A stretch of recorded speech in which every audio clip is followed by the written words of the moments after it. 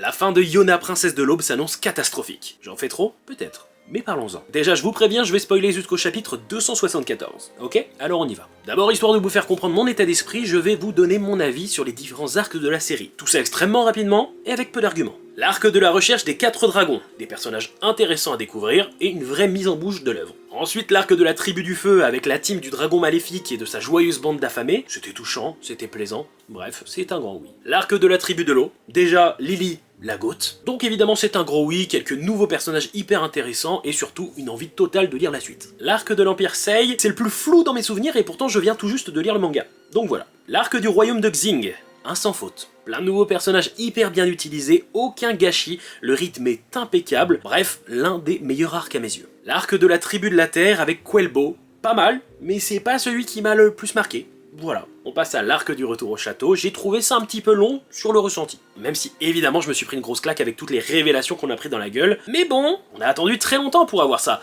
et j'ai l'impression que ça nous est arrivé dessus hyper rapidement, et que l'impact n'a pas été très significatif sur notre héroïne. Je saurais pas l'expliquer, j'ai cette impression de, tiens ils auraient pu en faire quelque chose de mieux de toutes ces révélations, mais c'était trop bien, il y a aucun souci là-dessus, et en plus c'est à partir de là que j'ai pas pu m'arrêter et j'ai commencé à lire tous les tomes d'un coup. Nous voilà arrivés à l'arc de la bataille finale, avec un antagoniste qui certes est plus puissant que les autres, mais je le trouve pas plus impressionnant, pas plus charismatique, pas... je sais pas, il lui manquait quelque chose, avec son vieux crâne chauve là. Et là, la révélation de Zeno, que j'ai trouvé incroyable.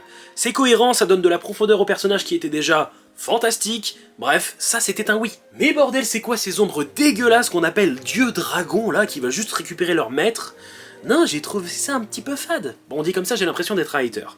Mais en vrai, j'ai bien compris ce qu'ils ont envie de faire. On veut se débarrasser des pouvoirs des dragons, comme ça, il n'y a plus de soucis, nos amis sont hors de danger, tout le monde il est copain, tout le monde il est gentil, c'est bien. Et en vrai c'est ok, s'il ne restait pas 2 putains de chapitres. Moi il y a encore plein de choses que je veux voir. Déjà je veux que Hak et Yona soient définitivement ensemble, on va y arriver. Lily et Sowon ensemble, vous vous y attendiez pas? Ben moi je veux ça. J'aimerais aussi une réconciliation ou une explication entre Sowon et Hak.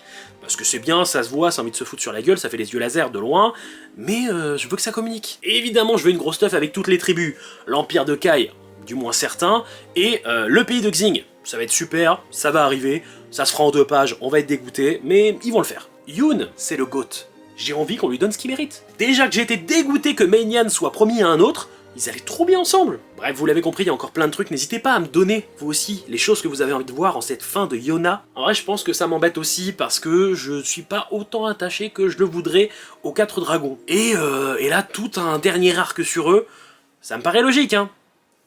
Mais il y avait encore plein d'autres choses à voir. Après, je suis peut-être le seul, hein, dites-moi.